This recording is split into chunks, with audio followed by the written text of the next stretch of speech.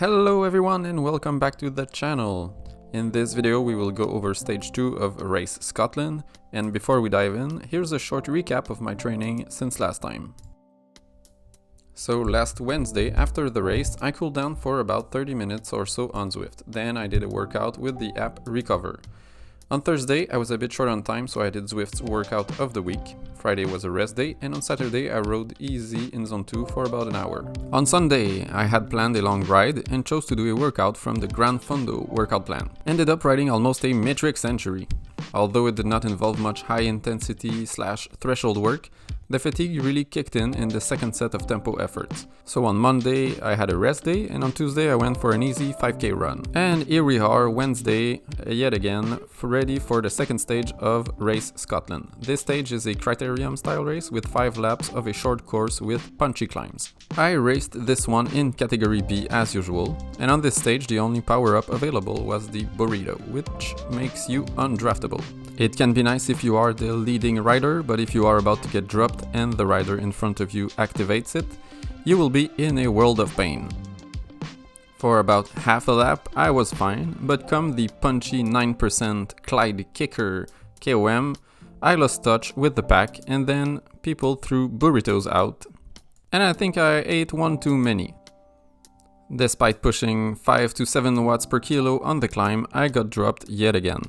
I really underestimated how hard people would go on this first lap. Someday I'll finish with the leading group. The end. Just kidding, being dropped doesn't mean that the race is over. I carried on going at a relatively strong pace, and by the time we reached the climb on the second lap, I was part of a little group of 3 to 5 riders, and we were racing each other. I decided to turn the race into some kind of interval training where I would go hard on this specific climb every lap. Fast forward to lap 3, back at the climb, I wanted to get up there first, not giving ground to the rest of the group on this climb. So I gave it a good effort, and by the time I reached the line, a new PR! Fast forward to lap 4, I was behind the group, but there was no way I was not gonna get there first, on the top of that climb.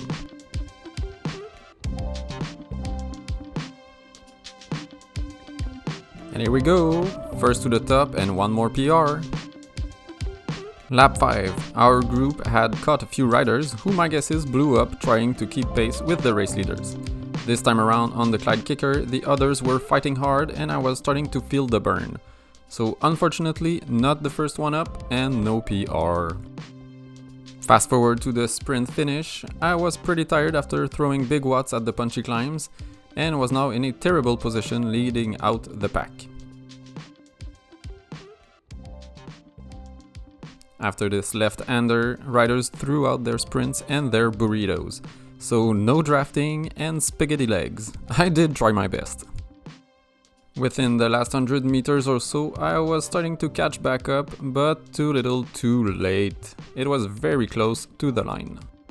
And on Zwift Power, I finished in the top 20, and I'm happy with that result. My time so far for this month's leaderboard is 41 minutes 36 seconds, which puts me in the top 10% of riders, and approximately 3 minutes and 30 seconds behind category B leader. That's it for this race. Tune in next week for stage 3 and more updates on my training. Cheers!